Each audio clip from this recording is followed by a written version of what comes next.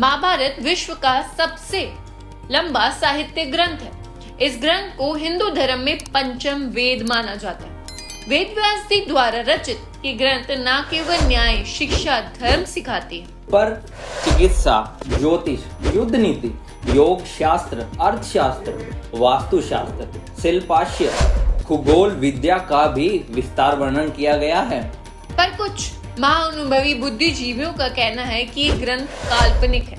महाभारत का युद्ध कभी हुआ ही नहीं। माइथोलॉजी या हिस्ट्री, इतिहास या मनगढ़ंत कहानियां।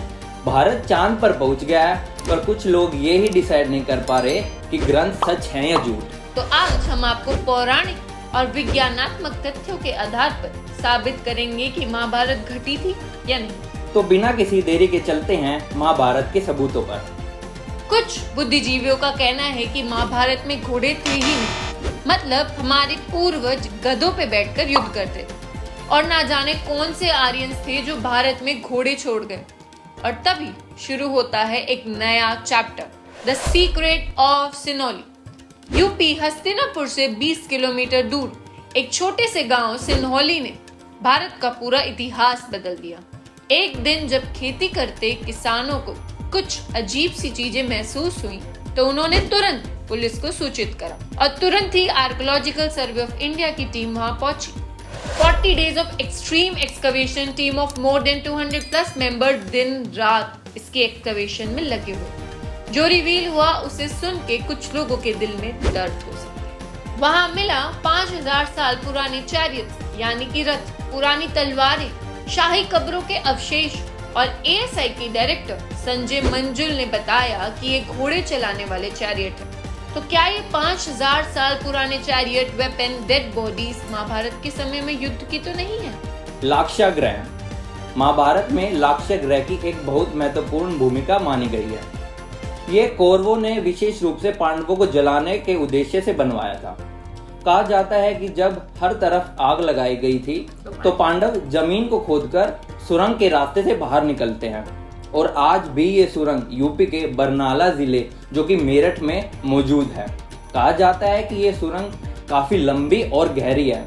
ये वो लाक्षागृह की गुफा है जहाँ से पांडव निकल गए थे। लाक्षागृह जब जल गया था ना लाक्षागृह, जब लाक्षागृह में आग लग गई थी तो पांडव इसी गुफा से निकल के बाहर हस्तिनापुर पहुंच गए थे। और ज्यादा दूर तक लोग इसमें जा नहीं पाते क्योंकि धीरे धीरे ऑक्सीजन का लेवल कम होने लग जाता है।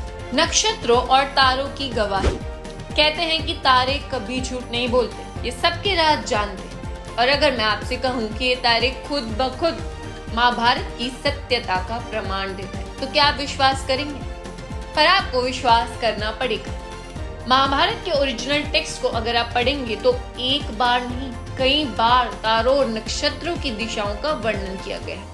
ये वैसा ही है जैसे आज हम डेट्स डालकर हर घटना को जोड़ते हैं। जैसे वर्ल्ड ट्रेड सेंटर पर जो अटैक हुआ उसे 26/11 कहा जाता है।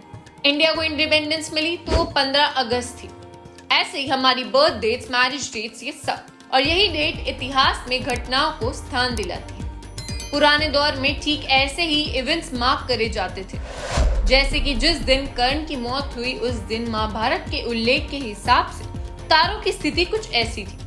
और यहीं से शुरू होती है मिथ और इतिहास की लड़ाई। आज की मॉडर्न डे टेक्नोलॉजी इतनी एडवांस है कि आज कुछ ऐसे सॉफ्टवेयर प्रोग्राम मौजूद हैं जिसमें किसी भी स्टार या कॉन्स्टेलेशन की पोजीशन डालकर हमें चेक कर सकते हैं कि क्या कभी पास्ट में स्टार्स की ऐसी फॉर्मेशन हुई थी, और अगर हुई थी तो एग्जैक्टली क्या डेट थी। और इन सभी सिमुलेशंस के इस्तेमाल करके महाभारत में डिपिक्टेड कॉन्स्टेलेशन और स्टार पोजीशन को चेक किया गया तो वो पूरा टाइम फ्रेम असली पाया गया। यानी कि महाभारत का युद्ध जिस समय पर होने का क्लेम किया जाता है वो उसी वक्त पाया गया। ये फैक्ट साइंटिफिकली प्रूवन है जिस पर कोई उंगली नहीं उठा सकता। Any of you can replicate this simulation and check the evidence of Bharat. आपने महाभारत में अर्जुन के चक्रव्यूह के बारे में तो सुना ही होगा। इस चक्रव्यूह में बाहर से अंदर जाने का तो रास्ता होता है पर बाहर निकलने का नहीं। इस चक्रव्यूह में आप एक बार घुस गए तो बाहर निकलना भूल जाइए। पर क्या आप जानते हैं कि इस चक्रव्यूह का जिंदा सबूत आज भी मौजूद है? जी हाँ, हिमाचल प्रदेश के हमीरपुर जिले में बसा राजनोड़ गांव एक ऐतिहासिक स्थल के रूप में मशहूर है। यहाँ पांडव अज्ञातवास के लिए रुके थे।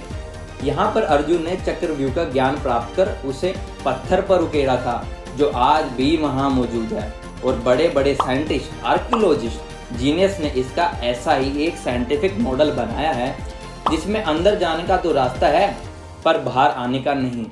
भगवान श्री कृष्ण की द्वारका नगरी अपने 100 पुत्रों को खोने के गम में गांधारी इतनी क्रोधित हो गई थी कि उन्होंने भगवान कृष्ण को श्राप तक दे दिया था। और 1987 में एएसआई के सर्वे के दौरान गुजरात के पास समुद्र में एक ऐसी ही संगीन रहस्यमय नगरी मिली।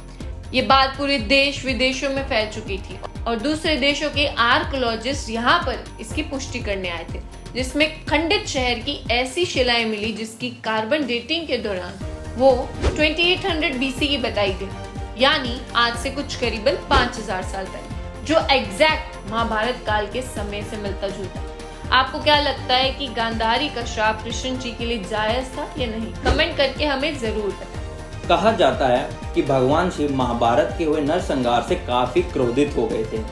वे पांडवों को दर्शन नहीं देना चाहते थे।